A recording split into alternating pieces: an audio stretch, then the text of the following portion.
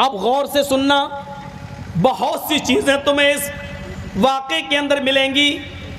हज़रत उमर फारूक अपने चंद लोगों को लेकर जब निकलते हैं, पहले यहूदियों की बस्ती पड़ेगी, उसके बाद ईसाइयों की बस्ती पड़ेगी। यहूदियों की बस्ती में साजिश हो गई। सुनो, उमर और उमर के लश्कर वाले निकल रहे हैं, उमर के साथी निकल रहे हैं।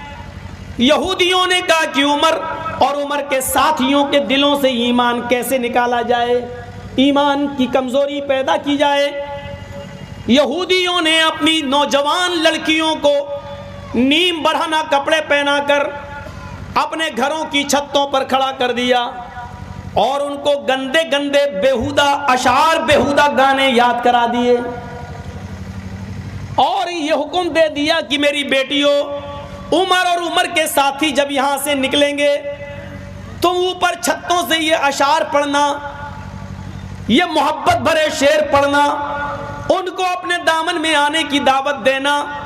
अगर तुम्हारे अशार सुनकर कोई भी बहक जाए और वो तुम्हें इशारे से बुलाए तो तुम बिल्कुल मना मत करना, वो तुम्हें जहां ले जाए चले जाना। और अगर किसी एक उम्र के साथी ने अगर तुम्हारे साथ मुंह काला कर दिया तो हम समझेंगे कि तुम उम्र के साथियों के दिलों से ईमान निकलवाने में कामयाब हो गई हो। यही सबसे बड़ी साजिश होती है, यही। और माफ़ कीजिएगा, यही साजिश आपके जलसे भी इससे महफूज नहीं रहे। जाकर देख लो, मेला लगा है और देख लो आपकी जवान जवान लड़कियां चूड़ियां खरीद रही हैं, जलसों में भी लिपस्टिक लगा लगा के आई हैं, क्रीम और पाउडर थोप कर आई हैं। ये हंसने का नहीं, रोने का मकाम है, क्योंकि ये कोई और नहीं है, हमारी बेटियां और हमारी बहनें हैं। बस इतना कह देना काफ़ी है। आगे चलिए। हजरत उमर फारूक के एक जासूस ने खबर दी, अमीरुल मोमिनीन ये प्लानिंग हो चुकी है, आप रास्ता बदल दीजिए। हजरत उमर ने तमाम सहाबा को इकट्ठा किया और फरमाया कि लोगों, ये प्लानिंग हो चुकी है, क्या किया जाए। सारे साथी कहने लगे कि रास्ता बदल दो। हजरत उमर ने कहा नहीं, रास्ता नहीं बदलूंगा। वो हमारे दिलों से ईमान निकालना चाहते हैं, हम उन्हें अपनी ईमान की मजबूती दिखाना चाहते हैं। सुभान अल्लाह, सुभान अल्लाह। अब हम उसी रास्ते से गुजरेंगे। तुम्हारे कुरान ने हुक्म दिया है, कुल लिल मुमिनीना यगुद्दू मिन अब्सारिहिम व यहफज़ू फुरूजहुम। आए मोहम्मद सल्लल्लाहु अलैहि वसल्लम मोमिन मर्दों से कह दो कि जब वो कहीं निकला करें, कहीं जाया करें, तो वो अपनी निगाहें नीची रखा करें, अपनी निगाहें पस्त रखा करें, अपनी शर्मगाहों की हिफाजत करें। लोगों, हम सब उसी रास्ते से गुजरेंगे। वो गंदे गंदे शेर पढ़ के हमें बहकाएंगी, लेकिन हम लोग कुरान की आयतें पढ़ते हुए, अपनी नजरें झुकाते हुए हम लोग आगे निकल जाएंगे। और सुनो, मैं तुम सबका मीरे कारवां हूं, सरदार हूं, अमीर हूं, प्रेसिडेंट हूं। प्रेसिडेंट आगे आगे चलता है, लेकिन मैं अब तुम्हारे पीछे पीछे चलूंगा। तुम सब मेरे आगे आगे चलोगे। मैं ये देखूंगा कि देखें वो लड़कियां अशार पढ़ रही हैं, मैं ये देखूंगा कि किसी की नजर ऊपर उन लड़कियों की तरफ तो नहीं उठ रही है। अगर मेरे किसी साथी की नजर छत पर खड़ी हुई किसी लड़की के ऊपर पड़ गई तो उमर की तलवार उसकी गर्दन की ऊपर पड़ जाएगी। यहां किसकी गर्दन पे तलवार मारोगे? यहाँ तो एक लड़की अगर थोड़ा सा मेकअप की हुई है तो उसकी तरफ से नज़र हटती नहीं, हल में मजीद इससे भी खूबसूरत कोई नज़र आनी चाहिए। दूसरी पे पड़ी नहीं, ये भी कम है, इससे भी खूबसूरत। किसी के इतने हाथ खोले, नहीं नहीं नहीं, इतने और दिखना चाहिए, इतना दिखा तो नहीं नहीं, यहाँ तक दिखना चाहिए। हल में मजीद की आवाज़ उठती है कि और दिखो और देखो। लड़कियाँ जितने कम कपड़े पहनती जा रही हैं, नौजवानों की तरफ से आवाज़ उठती, हल में मजीद, ये भी ज़्यादा है, और कम और कम और कम। और एक बात बता दूं, पहचान बता दूं आपको, जिस लड़की के जिस्म पर जितना कम कपड़ा होगा, समझ लो कि वो उतने ही बड़े बाप की बेटी है। ये बहुत बड़ी पहचान बता दी आपको। जिस लड़की के जिस्म पर जितना कम कपड़ा होगा, समझ लेना कि उसका बाप उतना ही अमीर होगा। ये अमीर बाप की बिगड़ी हुई बेटियां होती हैं, और वो अमीर, उसको मैं अमीर नहीं मानता। दौलत का खजाना है तेरे पास, लेकिन तेरी दौलत मौलवी जर्जीज के पैरों के जूते के नीचे। मैं नहीं समझता।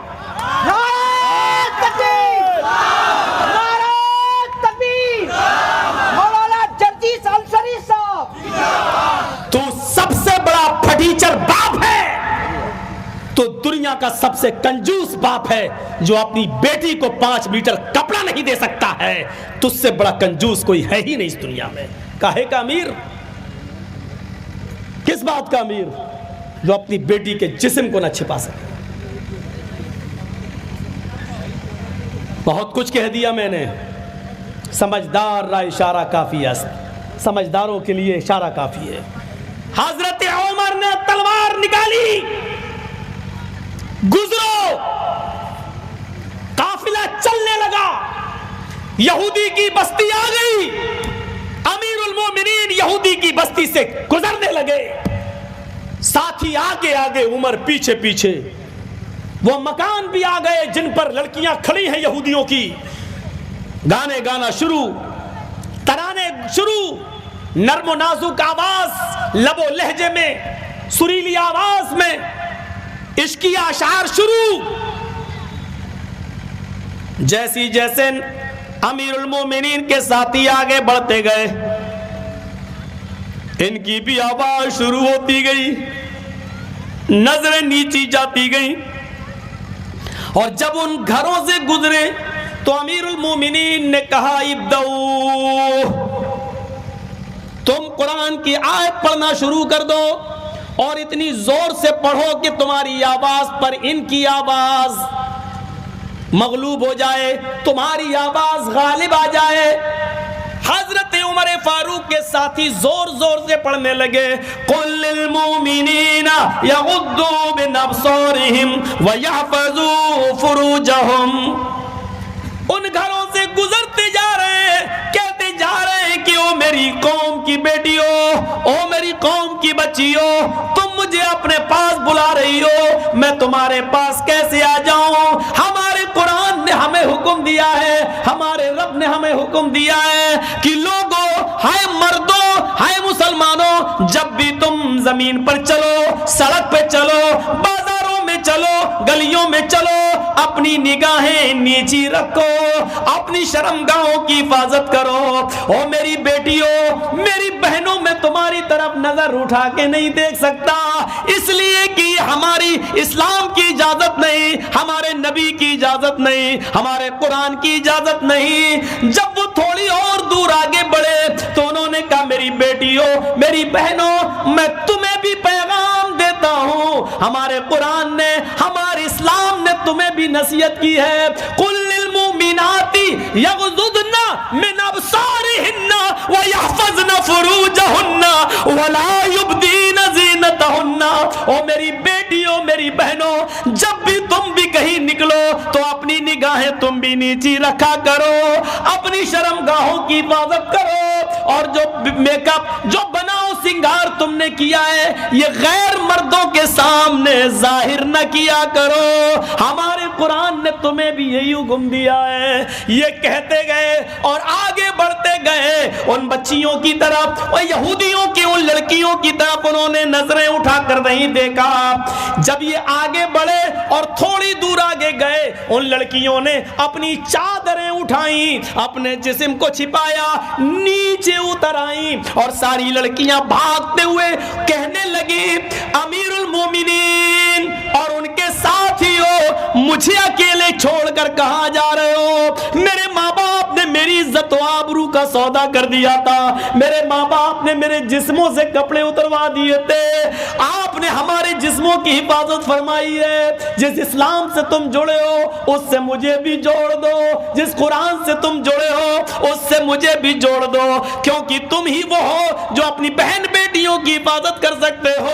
अमीरुल मोमिनीन और उनके साथियों, मुझे अपनी ज़ौजियत में ले लो, मुझे अपनी बीवी बना लो। मैं भी इस्लाम से जुड़ना चाहती हूँ, तुमसे तुम्हारे साथियों से निकाह करना चाहती हूँ। हजरत उमर ने पीछे पलट कर देखा, सर से पैर तक छुपी हुई उन तमाम लड़कियों को कलमा पढ़ाया, फिर फरमाया, बेटियों, मेरी कौम की बच्चियों, मैं यरूशलेम से जब वापस आऊंगा तो तुम तमाम लड़कियों के निकाह का इंतजाम कराऊंगा, तुम सबके रिश्ते जुड़वाऊंगा और तुम्हें इस्लाम पर अमल करने की पूरी पूरी इजाजत दूंगा।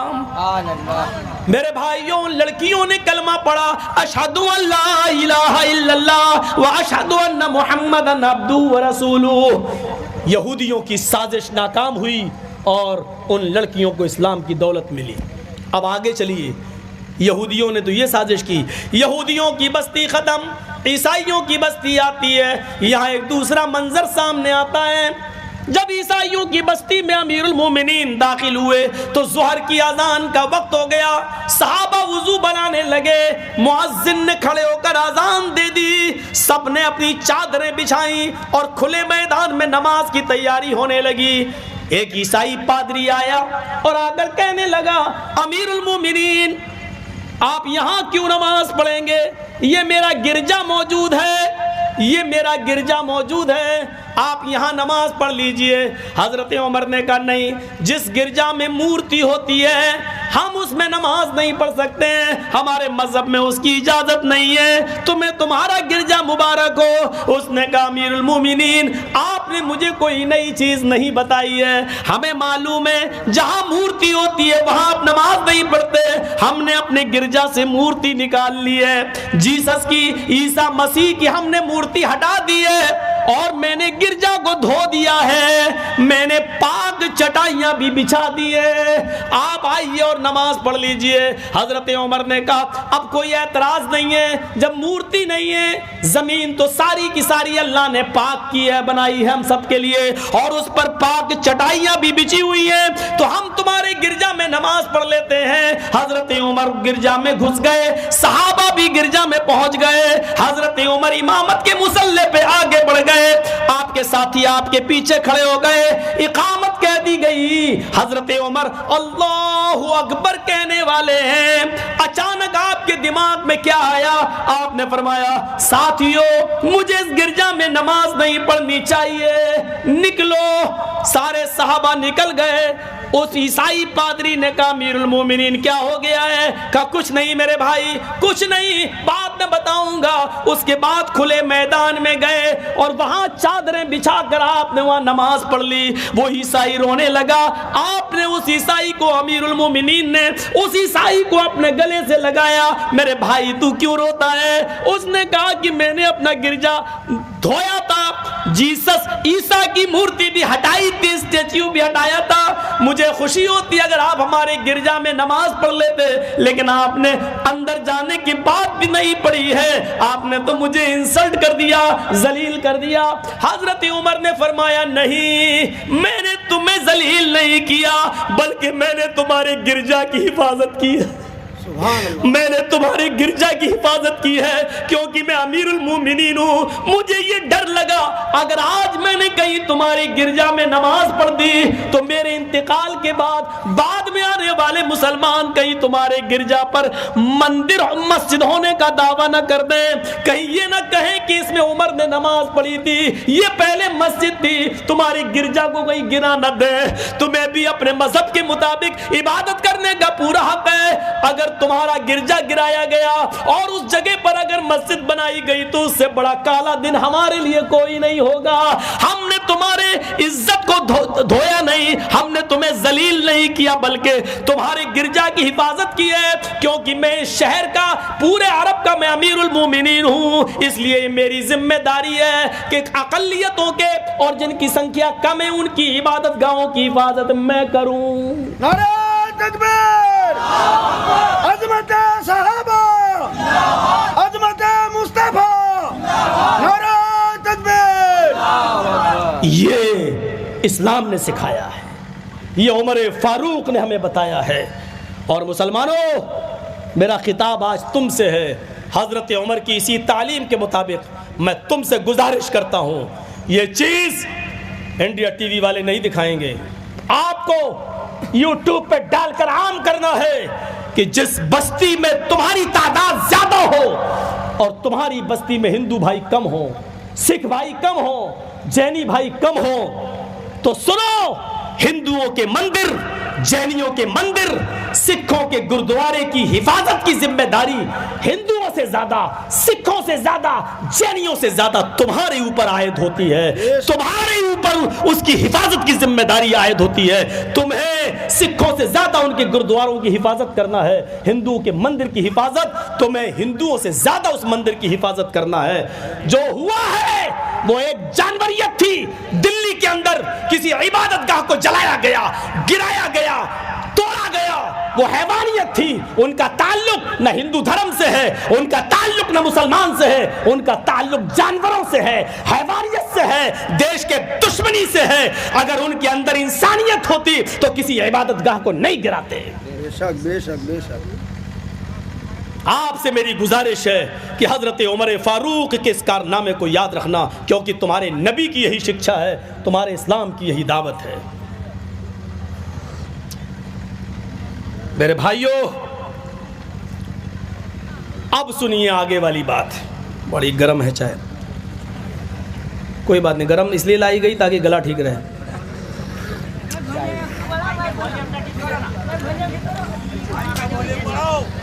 भाई बार बार शिकायत क्यों? ठीक है, हमारे मुंह हटा ले रहे हैं ना, तो उसका ये कट जाएगा सब जब सामने आ जाएंगे।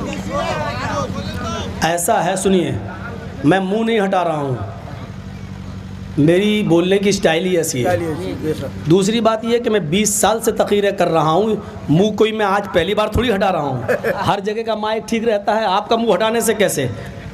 ये तो आपके माइक में कमी है। माइक तो वो होता कि ऐसे करूं तब भी आवाज़ जाए, ऐसे करूं तब भी आवाज़ जाए। अगर शायर साहब होते ये माइक में नहीं पड़ते। अब कोई चुपका के अब उसको चुम्मा लेके तो नहीं कर सकता हूं ना, ऐसे हूँ बोलूँ तो क्या फ़ायदा होगा, रहने दिए। तो मेरे भाइयों, हमारी इस बात को ज़रा याद रखिएगा, ये प्यार दूसरों की इबादत गाहों की हिफाजत भी इस्लाम सिखाता है, इस्लाम। और आप ऐसा करके दिखाइए। जितनी नफरतें फैलाई जाएं, आप उतनी ही मोहब्बत का पैगाम दीजिए। ये फैक्ट है, ये हकीकत है, ये दुश्मन भी जानते हैं कि नफरत कभी मोहब्बत से जीत नहीं सकती। नफरत कभी मोहब्बत से जीत नहीं सकती। मोहब्बत चंद दिन मजबूर तो हो सकती है, लेकिन हार नहीं सकती। कैसे हार जाएगी? हारेंगे नफरत करने वाले। कहो इंशाअल्लाह। नफरतें फैलाने वाले, कहो इंशाअल्लाह। उल्टी गिनती अब इनकी शुरू हो चुकी है और इंशाअल्लाह होकर रहेगी। इंशाअल्लाह। हम भी दुआ करते हैं कि बारे ला, देखिए हम दुआ बहुत कर रहे हैं लेकिन चुभेगी। क्यों? चोर जिसके अंदर होगा उसको चुभेगी। जोर से कहिएगा आमीन। अभी नहीं, जब हम दुआ करें जोर से कहिएगा, दुआ करिए। आय अल्लाह, हमारे इस मुल्क के अंदर, हमारे भारत के अंदर उन लोगों को देश की जिम्मेदारी दे जो इस देश के अंदर मोहब्बत का पैगाम भर दें। आमीन। आय अल्लाह, तू हमारे इस मुल्क के अंदर उन लोगों को इख्तिदार दे दे, उन लोगों के हाथ में इस मुल्क की बागडोर दे दे जो हिंदू, मुसलमान, सिख, ईसाई, जैनी, बुद्धिस्ट सबको भाई भाई समझकर सबको लेकर चले। आमीन। आय अल्लाह, ये तहज्जुद की नमाज का वक्त है, दुआ की कबूलियत की घड़ी है, इसमें यह भी दुआ करिए, आय अल्लाह तू उन लोगों को तबाह बर्बाद कर दे नेस्तो नाबूद कर दे जो इस देश की एकता और अखंडता को तोड़ रहे हैं। आय अल्लाह तू उन लोगों को बर्बाद कर दे जो इस देश के भाईचारे को मिटा रहे हैं। आय अल्लाह तू इस दुनिया के अंदर ऐसी दर्दनाक और कुत्ते की मौत उनको दे जो हम हिंदू और मुसलमानों को, सिख और ईसाइयों को आपस में लड़ाने का ख्वाब देख रहे हैं। अल्लाह ऐसी मौत दे कि उनकी आने वाली नस्लें भी पैदा होने से पहले उनकी रूह भी कांप जाए, जो लोगों के लिए निशाने इबरत बन जाए। मैं समझता हूं कि मैंने ये दुआ कोई खराब दुआ नहीं की है। अब जिसके दिल में चोर होगा वो कहेगा कि हमारे ऊपर कही गई है, और जो कहे हमारे ऊपर कही गई है समझ लो कि वही लड़ा रहे हैं इस देश को। समझ लेना कि वही इस देश को लड़ा रहे हैं, वही इस देश को नुकसान पहुंचाना चाहते हैं। हमसे हमारा देश मत छीनो। मैं आपसे वालिहाना उम्मीद करता हूं। अब सुनिए आगे। हजरत उमर रोते हुए कहते हैं ईसाई से, पादरी से, हमने तुम्हारी गिरजा में नमाज न पढ़ के तुम्हें जलील, तुम्हें इंसल्टेड नहीं किया है, बल्कि हमने तुम्हारी गिरजा की हिफाजत की है। जब गिरजा तोड़कर मस्जिद नहीं बनाई जा सकती है तो मंदिर तोड़कर मस्जिद कैसे बनाई जा सकती है? इस्लाम साफ कहता है जिस मंदिर को तोड़ के मस्जिद बनाई गई वहाँ हमारी नमाज होगी ही नहीं, होगी ही नहीं होगी। हमें खुशी है सुप्रीम कोर्ट का फैसला हमने माना, देश में अमन, सुप्रीम कोर्ट का फैसला क्यों नहीं मानेंगे, माना, तस्लीम किया, लेकिन खुशी उससे बढ़कर यह है कि सुप्रीम कोर्ट ने यह कहा कि मंदिर तोड़कर मस्जिद नहीं बनाई गई थी। जो इल्ज़ाम हमारे ऊपर लगता था वो धुल गया। हम यही चाहते थे।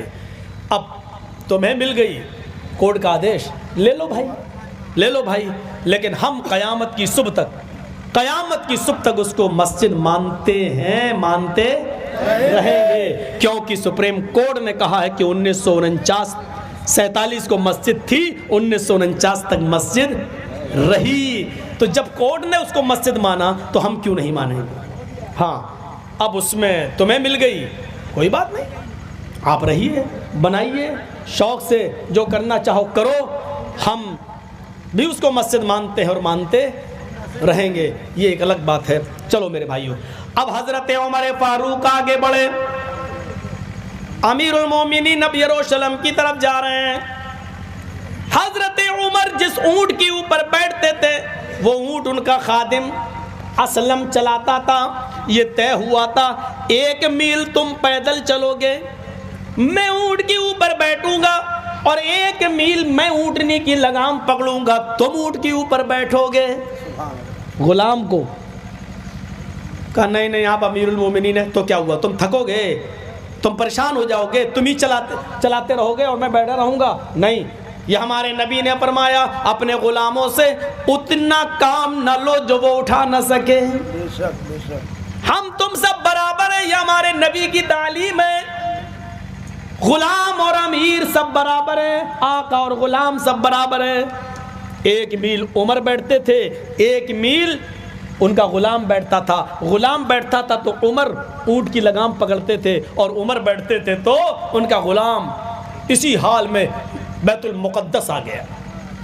बैतुल मक़दिस और बैतुल मुक़द्दस पर यरूशलेम के अंदर तमाम यहूदी और ईसाई खड़े हैं। आज उमर को देखना चाहते हैं कि कौन है मुसलमानों का कायद, कौन है मुसलमानों का लीडर, कौन है इस्लाम का हीरो। आज देखें कौन है जिसने चप्पे चप्पे पर इस्लाम का झंडा लहरा दिया। वो देखना चाहते थे, लाइन में खड़े हैं, देखना चाहते हैं। लेकिन इत्तेफाक देखिए, जब यरूशलेम आया, बैतुल मक़दिस आया, 1 मील रह गया, हज़रत उमर फारूक की ऊँट से उतरने की बारी आ गई और लगाम पकड़ने की बारी आ गई, और उनके गुलाम को ऊँट पर बैठने की बारी आ गई। उल्टा। अब हज़रत उमर ने कहा आहा रोको। गुलाम कहता हिश, चुप बैठ, 1 मील ले चलूंगा मैं। हज़रत उमर ने कहा ऊँट रोको। गुलाम कहता अमीरुल मोमिनीन आप लगाम पकड़ेंगे, मैं बैठूंगा, लोग क्या कहेंगे, आपकी इज्जत का जनाजा निकल जाएगा। हजरत उमर ने कहा अगर मैं ऊंट के ऊपर बैठा रहा और तू लगाम पकड़ा रहा तो इस्लाम का जनाजा निकल जाएगा। सुभान अल्लाह। मेरी इज्जत का जनाजा निकलता है तो निकल जाने दे, इस्लाम का जनाजा ना निकलने पाए, रोक। उसने कहा नहीं रोकूंगा। अमीरुल मोमिनीन आप बैठे रहिए, आप अमीर हैं, आप इस हाल में। हजरत उमर कूद गए, हट बैठ, चल चल मेरा हुक्म है, चल वो बैठ ऊपर। बैठ गया। अब बात क्यों नहीं मानेगा? अमीरुल मोमिनीन अच्छा नहीं लग रहा, अच्छा हम तुम दोनों पैदल चलें। क्यों? बैठो तुम्हारी बारी आई, बैठो। बैठाल दिया और लगाम पकड़ के चल रहे हैं बैतुल मक़दिस तक। यहूदी और ईसाई मुसलमानों से कह रहे हैं तुम्हारा अमीरुल मोमिनीन वो है जो ऊंट के ऊपर बैठा हुआ है, बड़ा पतला दुबला है लेकिन बड़ा ताकतवर है, पूरे इस्लाम का परचम लहरा दिया। वो अमीरुल मोमिनीन है जो ऊंट के ऊपर बैठा हुआ है। और मुसलमान कहते हैं नहीं, आए यहूदियों, आए ईसाइयों, मेरा अमीरुल मोमिनीन वो नहीं है जो ऊंट के ऊपर बैठा है। हमारा अमीरुल मोमिनीन तो वो है जो ऊँटनी की लगाम पकड़े हुए है। उसकी बारी पकड़ने की आ गई, उसने अपना हक अपने गुलाम को नहीं दिया, उसने ऊँटनी की लगाम पकड़ ली और गुलाम के ऊँट पर बैठने की बारी आ गई। उसने उसको ऊँट पर बिठाया क्योंकि वो सब कुछ कर सकता है लेकिन इंसाफ का गला नहीं घोंट सकता, न्याय का गला नहीं घोंट सकता। सुभान अल्लाह। हजरत उमर इसी हाल में ऊँटनी की लगाम पकड़कर बैतुल मक़दिस के दरवाजे पर पहुंचे और वहां खूंटी से ऊँटनी को बांधा, मस्जिद के अंदर गए, 2 रकात नमाज पढ़कर बाहर निकले। जब बाहर निकले तो हजरत उमर का ये अदल, ये इंसाफ देखकर दरवाजे के बाहर बहुत से यहूदी और ईसाई ऐसे थे कि उनकी जबान से कलमा निकल रहा था, अशहदु अल्ला इलाहा इल्लल्लाह व अशहदु अन्ना मुहम्मदन अब्दुहु व रसूलुहु।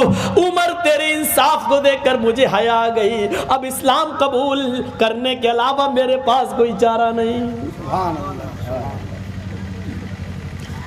ये अदल और ये इंसाफ अगर हमारे मुल्क के अंदर कायम हो जाए, अमीर और गरीब के दरमियान से फर्क मिट जाए, तो मेरे भाइयों इस देश के अंदर अमन और शांति की गंगा बहने लगे। ये होना चाहिए। हमारा मुल्क दुनिया का सबसे बड़ा सेकुलरिज्म जमहूरी मुल्क है।